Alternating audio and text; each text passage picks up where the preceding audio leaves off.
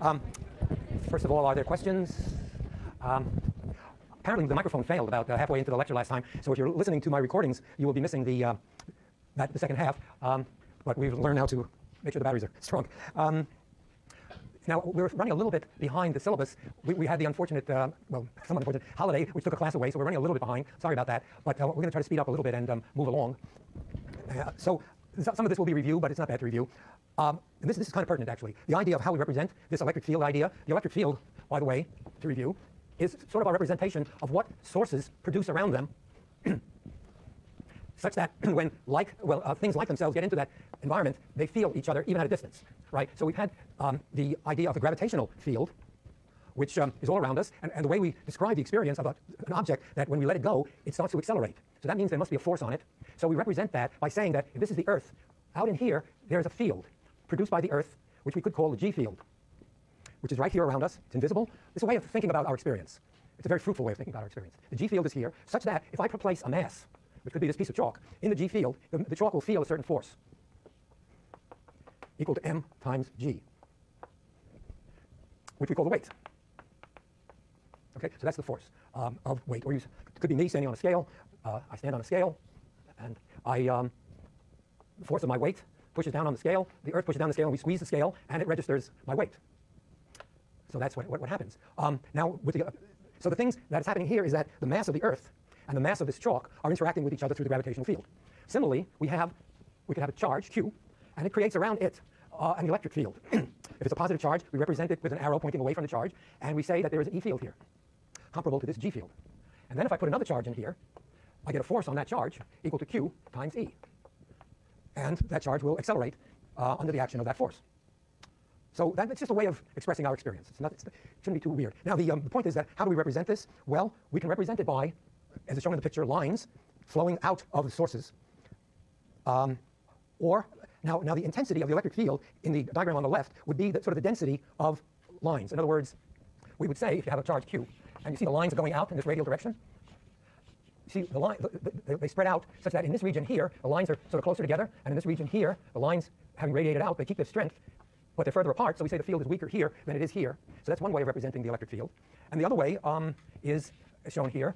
You could do it by the strength of the length of the arrow. So you could show arrow, say, getting shorter and shorter. And I think I did that animation where it was the intensity of the color, which represented the strength of the field. We had this was the PFET animation of charge, where they had something like this, arrow, and a dimmer arrow, and a dimmer, So they try to represent the fact that the field is strongest near the source, and it falls off in the case of a point charge, it falls off as 1 over r squared. Okay, so that's good to remember, because we'll be using particularly this idea when we come to the Gauss law, because what we're going to try to do with the Gauss law is try to capture all these lines in a surface. All the lines coming out of the charge, we're going to try to capture in a surface, and that's the key to the Gauss law. So I'm not going to spend too much time on this, as I say, because we're a little behind, and you can go through these slides yourself. If you have any trouble, ask me, or email, or ask a GSI, or a friend, or whatever. But the idea is that for a single charge, we know what the field looks like. It's radially outward, and it decreases as 1 over r squared. If you have multiple charges, they produce a field of their own, and this is an interesting case. A plus charge and a minus charge separated by a distance. What do they call it here? Can't read it. What is the distance between the two charges? D. Good. Okay. D for distance. Okay, fine. And so, so what happens here is that each charge is putting out its lines of electric field. But you see, the source of the outgoing lines is the plus charge, and the minus charge, by definition, lines flow into it. So you get things like this happening. Lines coming in, like that. Oh, they'll never cross. That's bad. You don't want that to happen. They'll never cross. Don't do that. Okay, so now we focus on the dipole because if you take any material and you put it in an electric field, the first thing, the lowest order thing that happens is that it will polarize and basically form a dipole on the material, right? The reason being, of course, that our materials are composed of atoms. So if you have a material and it has an atom with an electron going around and a plus nucleus, if I put that in an electric field, the electric field is such that it's the direction the plus charge would go, it's opposite to the direction the negative charge will go, right? So the negative charges in here will migrate a little bit, at least, in that direction. The negative charges, minus E, will go that way, and the plus will go that way. So what happens, the originally neutral atom splits a little bit. And so you get a little bit of negative, at least a little bit of negative on one side, and on this side here, the positive charge has moved a little bit to the right, and the negative has moved a little bit to the left. So to the first order, you will get a dipole. That is called an induced dipole, and it's the reason, for example, that Bell thing where I had a ball that went from side to side, the reason the ball moved is that the ball, in between those plates, there was an electric field acting, and that electric field caused the negative charges to go this way, the positive to go this way. This is a negative into the negative plate. This positive side seeing this negative here, and this being a little further away, the ball is attracted to the plate. So the reason I'm talking about this is that the book doesn't make a very clear distinction between these induced dipoles. A material is normally without a dipole. Every material will suffer from or will have an induced possibility. As distinct from another thing that the book talks about when he talks about dipoles. He's usually not talking about the induced dipole. He shows something like this, plus minus. That dipole is what's called a permanent dipole. Namely, without even putting it on a field, there are some few materials that naturally have the plus and the minus charges a little bit separate from each other. So that is a dipole, what you might call a permanent dipole. And I want to make that distinction very clear because a lot of the things he talks about refer to, and he doesn't, I don't think he even uses the word permanent dipole. Now, the reason we bring this up, although it's a rare occasion, when you get a material like that, one of the most important materials that we deal with has permanent dipoles in it, and that is water. Oh, sorry about these things here. So let me start again down here. I don't know if you're familiar with the structure of water, H2O. So you have oxygen, and I like this because it's sort of like Mickey Mouse. The hydrogens stick out like that. You see, there's an angle between them, but the point is that they're not diametrically opposed to each other. It's not this. That would be like some goofy character with a Mad Magazine or something. It's not this. But because it's not this, what happens is that the oxygen pulls some electrons from the hydrogen, so it becomes slightly negative on the inside and slightly positive on the outside. So there is a dipole moment, P, in the water molecule. And it turns out that that has a very profound effect on the properties of water and our lives, because water is a very good solvent, partly because it's a polar fluid. We call it polar because it has dipoles in it. So it has a lot of a range of properties which we'll gradually get to. Well, why not say it right now? Your microwave oven. What's going on there? You put in your lunch and turn the switch. What happens is it sends out electric waves. Now, an electric wave, when it grabs onto a molecule, I'm going to simplify the molecule and just say it's a dipole like this. It's got its plus end here and its minus end here. This electric wave comes in with a field first in this direction, and then, no, it gets weaker and weaker, and then it goes this way. And this is what we call a wave. So what it's doing, when the wave is like this, it grabs the plus end of the molecule and tries to turn it this way. It sort of puts a torque on the molecule. And as the electric field gets weaker, there's less torque. Finally, the field points the other direction. It grabs the plus end, turns it this way. So what the microwave oven is doing, the electric field is tumbling the water molecules. And as they tumble, they rub against each other, and the thing gets warm. So you heat your lunch that way. Why they choose microwaves is that the wavelength is such that the microwaves attenuate, that is, get absorbed about in this length, a few centimeters or 10 centimeters. The microwaves get absorbed. What you don't want is the microwave to go through this and not pull on the molecules, nor get absorbed right in the surface, because that would be like frying. And in a microwave oven, the goal is not to fry something, it's to warm it through and through, right? So you want the wave to travel through and turn the molecules pretty uniformly throughout the whole thing. So that's one rather mundane application of the polar character of the molecule. In your book, there's a whole story on the torque on a dipole. And that's exactly what we're talking about here. If you put a field here, that means a field like this means there must have been a plus charge over here, a minus charge here. This molecule, or whatever it is, wants to turn such that the plus will go to the minus will go to the plus. The thing is going to want to rotate to take that orientation in a field that looks like that. And what I'm saying here is if you reverse the field, the molecule is going to want to turn and keep up with the field, if it can. And that jiggling around produces the heat, so like friction. So that's the idea. You have a torque on the I think it goes something like this. In any case, what it is that you will turn the molecule in a field. The other,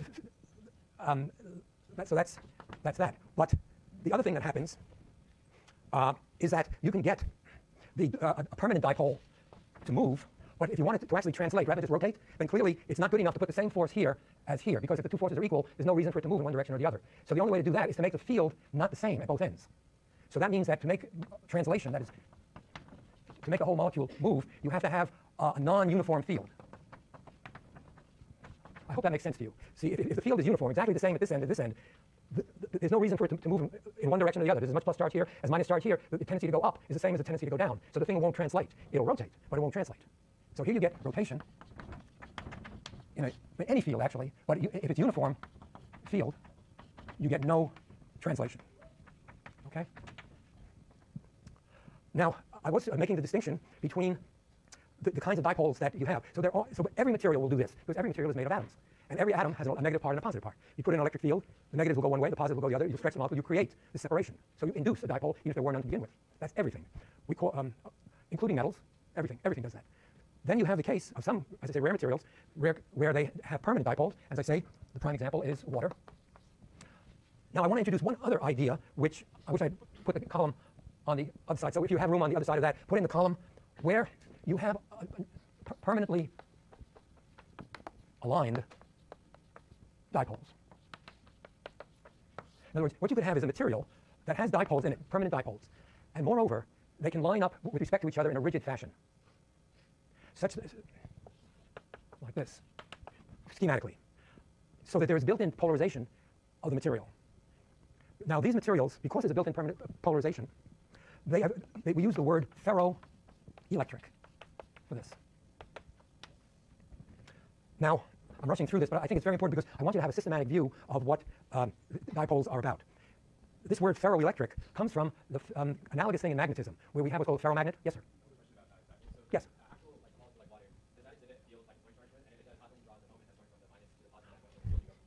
All good questions. It has a field. The water molecule would have a field. In fact, it may help it line each other up like this, but it has a dipole field, so it's not exactly like a point charge. So take away the microwave oven.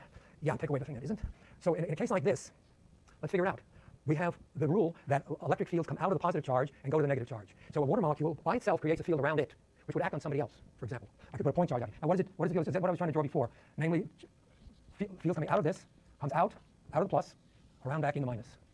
And like that. And then you have fields like this. So this would be the field of the water molecule, electric field.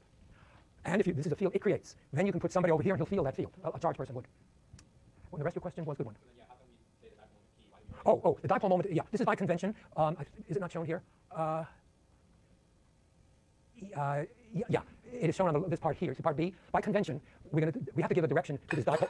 Okay, it's okay. Go get it. There's a minus and a plus, so we want to indicate the direction of the thing. So we have to make a decision. What shall we call it? So we're going to say that the direction of the dipole moment is from minus to plus. That is of this structure. It's not the field. It's the structure minus the plus charge. So whether it be water or whatever, since there's a minus and a plus, we call the dipole moment in the direction minus the plus. That's the moment. It's not the field. The field is actually going the other way. You're quite right there. Between the plus and the minus, although the dipole moment is this way, the field is actually this way between them. Among other lines. I mean, there's this, there's that, there's that, there's that. But this guy here that's by definition P. Now, I was going to comment that we're going to see later on that the more familiar material we have that has permanent polarization are permanent magnets, the kind you put on the kitchen door, the refrigerator door. They have, and we used in the first lecture, they have permanent north-south poles. They are different from electric. As I say, these are common things. These have been known thousands of years, and they're strong. Now, the first of these magnets, permanent magnets, permanent magnets, the first of them contain iron. Now, the chemical symbol for iron is Fe, ferrous, something, iron, Fe. So these type of permanent magnets are called ferromagnets because of iron. Now, when these kinds of materials were discovered much later by analogy, instead of, so we want to express the idea that it's a permanent polarization, well, it's an electric polarization. The electric charge is separated. And so you have something like this happening, somewhat similar to this. So we just carried over the word ferro, although there's no iron necessarily in these things. But so it's just to express the idea of permanent polarization. So it's ferroelectric. Now, ferroelectrics are not very common, but you may know that the hard disk in your computer is made of ferromagnetic material. The point being that what you do is if you have your hard disk, what you want to get is ones and zeros, right? Because all data is stored in ones and zeros. And the way they represent ones and zeros is norths and south poles. So that could be a 1, and then a 0 could be something like this, say, south to north. So and what they do is they run around and they pick up 1, 0, blah, blah, blah, 0, 0 on these tracks. Extremely close together, little polarizations. And that's how you store information here. And you read it by finding out whether the lines are going out or in, see? And you run a little magnetic detector over that.